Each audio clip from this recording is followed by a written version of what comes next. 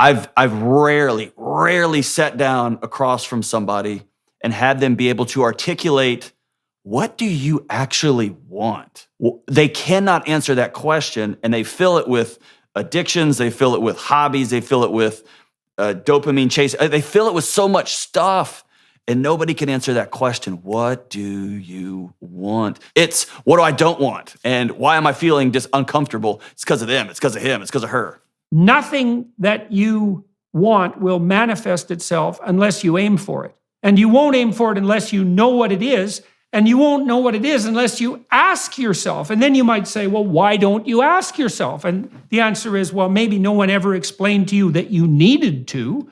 And then maybe you don't also trust yourself. Because you might think, well, if I let myself know what I wanted, given my bloody track record, I would do everything I could to screw it up. So I'll just keep myself opaque to myself so that I don't fail at something that's truly important. I can always regale with myself with the idea that, well, I didn't succeed, but I didn't really try. Had I really tried, I might have succeeded. Whereas if you let yourself know what you want and then you try, you also set the preconditions for failure. Who I think I am and what I think I'm capable or not capable of, or I'm the worst thing that ever happened to me. Those stories are highly limiting, or they are the jet fuel on a well-lived life, right?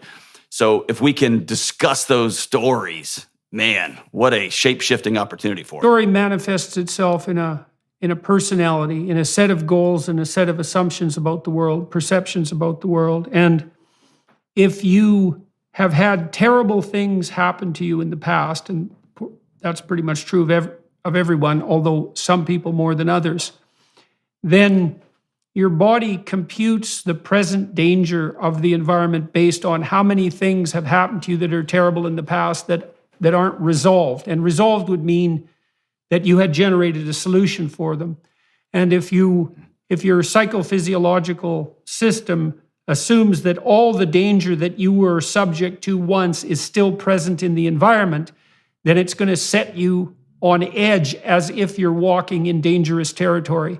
And the psychophysiological consequence of that is that you're prepared for danger, and that does such things as burn up excess resources because you're much more reactive and on point than you might otherwise be in an anxiety-prone manner.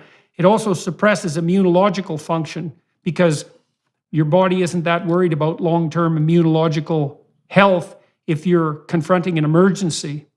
The thing about memory is that it's not there to provide an accurate, objective record of the past, which is in fact impossible because the past is so unbelievably complex. It's more like a navigation tool, which is, I went here, I fell into something terrible, and now I need to recalibrate the navigation map that I'm using so that I don't fall into the same hole. And one of the things that people might want to know who are listening is that if you have a memory that's older than about 18 months and it haunts you, and when it comes up involuntarily, it produces a stress reaction, what that means is that as far as your nervous system is concerned, and so as far as your body's concerned, that danger hasn't gone away.